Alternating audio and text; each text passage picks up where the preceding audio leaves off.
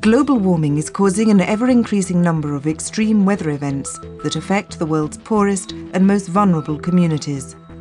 The change means that age-old knowledge, passed from one generation to the next, can no longer be relied upon to protect people's lives and livelihoods, underscoring the critical need for gathering weather data effectively worldwide.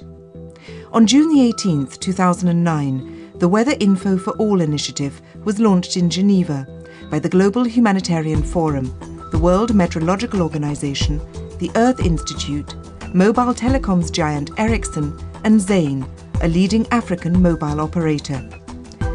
The goal of the initiative: to radically improve weather data provision across the African continent.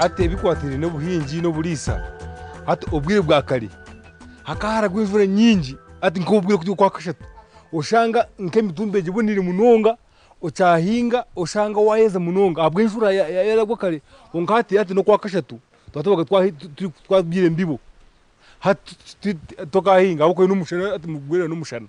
Where communities have in the past relied upon their own historical or their own memory of weather events, flooding, droughts and so forth, we're beginning to see more extremes that are outside human experience, and so it's very important that we increase awareness of the potential negative impact of the environment on communities.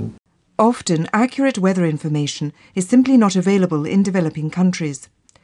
They bear the brunt of climate change, but have the fewest weather monitoring stations at ground level. Even when forecasts are available, many remote communities, such as farmers and fishermen, don't have access. At the moment, we understand climate change from a global perspective. We have very little skill to scale this information to the needs of the individuals and individual communities. In Africa, the World Meteorological Organization estimates that the continent has just 1/8 of the coverage needed to provide accurate weather data on the ground. The urgent need to support climate change adaptation and fill the gap in weather data supplied by weather stations was recognized during talks at the 2008 annual meeting of the Global Humanitarian Forum, headed by Kofi Annan. The farmer who sits in an African village, doesn't have electricity, never takes a plane, is the one who's suffering the biggest consequences of pollution. Is that fair? Is that equitable? Is that just? And what do we do for him? For food production, almost every decision is linked to weather parameters, rainfall, wind, temperature, many decisions. Every decision is based on that. The Weather Info for All initiative aims to provide a practical solution by deploying up to 5,000 automatic weather stations across Africa, in cooperation with national meteorological services. They're installed at cell phone towers, which already exist in many villages and provide power, connectivity, maintenance and security. These automatic weather stations include sensors that measure temperature, humidity, pressure, rain, wind speed and direction, as well as soil moisture and soil temperature.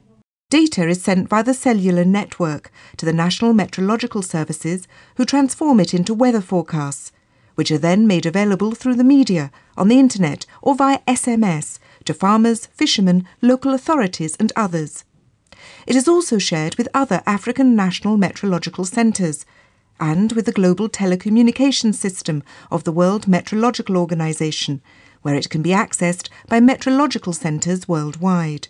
I had the chance, still in 2007, to talk to the CEO of Ericsson, and I addressed him asking if he could help us with connectivity. And indeed, what Ericsson came back with was much more than just connectivity, because they offered that we could piggyback on their existing cell phone sites, installing our weather stations at cell phone installations that are already there or are being constructed over the next month. And this is what the project really made possible, that we have the opportunity to use all this existing infrastructure which is in place for telecommunication for our purposes. Africa is important to us, but that also means that we have a certain responsibility, because as the leading telecom provider, telecom vendor, we also have to step up and rise with the challenge when our equipment and our services are needed. 19 stations have been installed in the Lake Victoria area and at Millennium Village sites in Kenya, Tanzania and Uganda. In the Lake Victoria region alone, stations installed by the initiative have doubled the weather observation capacity. The Forum and its partners will extend the initiative across the African continent, starting in the east, and are engaging with partners and donors. nuchukua mwa mkwinga kwawe uhinyura kumanya utimba kampinga ejo berizoba mpinga munonga bwanyuma ntunge kintu ekinkuratirire abo kwatobwiro bwakwayo nkati niyo niza kubyara nambwe no ngusena nirigitaza kubyara kandi tari kumanya inzu yeriyo negateriyo nkeyo. By reinforcing the weather observation network, the initiative will boost agricultural productivity across the African continent, as better information and access to forecasts will allow improved decision-making and crop planning.